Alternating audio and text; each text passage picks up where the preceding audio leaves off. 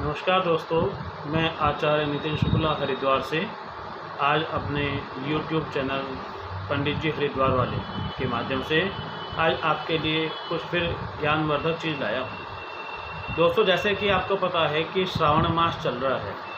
श्रावण मास भगवान शिव का मास, भगवान शिव जी की आराधना इस पूरे महीने में की जाती है। हम और आप बड़ी श्रद्धा से शिवालयों में जाकर शिवलिंग पर जल, दूध आदि से भगवान को स्नान कराते हैं और उनकी विविध उपचारों से गंध, पुष्प, धूप, दीप, नैवेद्य आदि से उनकी पूजा करते हैं, उनकी आराधना करते हैं। लेकिन कई बार हम भगवान की पूजा तो बड़ी श्रद्धा से करते हैं, लेकिन जाने अनजाने में हमारे से कुछ गलतियां हो जाती हैं, जिस कारण हमें उसका पुण्य फल पूर्ण रूप से नहीं मिल पाता और कहीं ना कहीं पाप दोष आदि लग जाता है। तो आज तो आपको इसी विषय में हम बताते हैं कि ऐसी क्या गलतियां हैं जो हम साधारण पूजा में करते हैं। दोस्तों, जैसे हम शिवालय में जाते हैं या शिव जी की पूजा करते हैं तो जल से स्नान कराते हैं, बहुत से वक्त दूध से भगवान को स्नान कराते हैं। लेकिन दूध चढ़ाना चाहिए भगवान जी पर, लेकिन कभी भी जो है तांबे के लोटे में या तांबे के पात्र में दूध नहीं चढ़ाना चाहिए। लेकिन अक्सर लोगों को देखा गया है कि तांबे के पात्र में दूध चढ़ाते हैं, जो बिल्कुल गलत है, क्योंकि तांबे के पात्र में दूध एक विष का काम करता है। इसलिए भगवान शिव जी पर तांबे के पात्र में दूध नहीं चढ़ाना चाहिए। दूसरा, जब जल, दूध, दही, घी, शहद, बूरा आदि से स्नान कराते हैं। स्नान कराने के बाद भगवान को वस्त्र आदि चढ़ाते हैं, रोली चढ़ाते हैं, चंदन चढ़ाते हैं।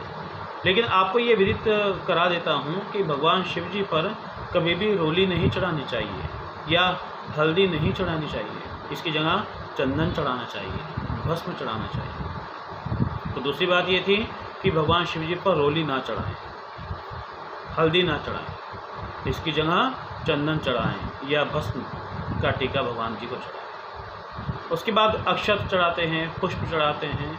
तो कई बार पुष्प चढ़ाते हुए एक गलती कर देते हैं कि पुष्प हम उल्टा चढ़ा देते हैं लोग। लेकिन जब पुष्प चढ़ाते हैं तो जिस प्रकार वह पुष्प उगता है उसी अवस्था में उस पुष्प को चढ़ाना चाहिए। पुष्प का जो मुख है वो अपनी ओर को होना चाहिए। तो उसकी प्रक्रिया ये है। ऐसे ही है दूर्वा, जिसको दूबड़ा कहते हैं या दूब के नाल कहते हैं या ग्रास, एक तरह की घास कहते हैं। तो वह दूबड़ा भगवान जी पर चढ़ाते हैं वंश वृद्धि के लिए, परिवार में सुख समृद्धि रहे, इसलिए हम दूबड़ा चढ़ाते हैं। लेकिन जो दूबड़ा चढ़ाते हैं तो दूबड़े के विषय में भी ऐसे ही कहा है कि जिस प्रकार दूबड़ा उगता है, उत्पन्न होता है, उसी प्रकार से दूर्वा चढ़ाना चाहिए, साफ सुथरा दूबड़ा चढ़ाना चाहिए। और ऐसे ही बिल्व पत्र भी है। बिल्व पत्र भगवान जी को बहुत प्रिय है। उसके विषय में कहा है कि त्रिदलम त्रिगुणाकारम त्रिनेत्रम च त्रयधम त्रिजन्म पाप संहारम बिल्व पत्रम शिवार्पण। भगवान जी को, शिव जी को बिल्व पत्र चढ़ाते हैं।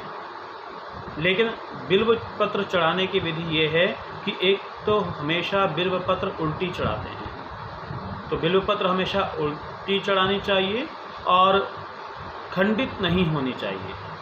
3 पत्ते उसमें होते हैं, उसमें है खंडित नहीं हो, यह ध्यान रखें। और तीसरा जो है, बिल्व पत्र की जो पीछे की डंडी है उसको तोड़कर तब बिल्व पत्र चढ़ाना चाहिए। इसका विशेषकर ध्यान रखें। और ऐसी ही वस्तु है पान। पान भगवान को हम चढ़ाते हैं, साबुत पान चढ़ाते हैं। तो साबुत पान हमेशा, जो साबुत पान की जो डंडी है पीछे की, उसे तोड़कर तब चढ़ाना चाहिए। देखिए, बिल्व पत्र पान जो हम चढ़ाते हैं उसके पीछे की डंडी तोड़ने का मकसद यही है कि कहा गया है कि यदि कोई भक्त बिल्व पत्र की डंडी या पान को तोड़कर, उसकी डंडी तोड़कर नहीं चढ़ाता तो दरिद्रता उसके घर में विद्यमान होती है। तो दरिद्रता का वास माना गया है पीछे की डंडी में। इसलिए बिल्व पत्र और पान की पीछे की कुछ डंडी तोड़कर तभी बिल्व पत्र या पान चढ़ाना चाहिए। देखिए दोस्तों, जो मुझे समझ में आया, जो मैं अक्सर देखता हूँ, जो गलतियाँ लोग करते हैं, वही मैंने आपसे ये सब बात, इसके सही रूप किस प्रकार करना चाहिए यह बताई है। और आगे भी हम आपको ऐसे ही कुछ जानकारियाँ लेते आएंगे।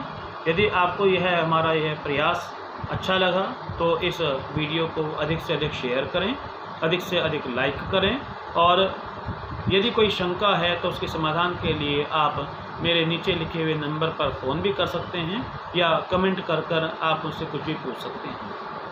इसी के साथ मैं आपसे विदा लेता हूँ। नमस्कार।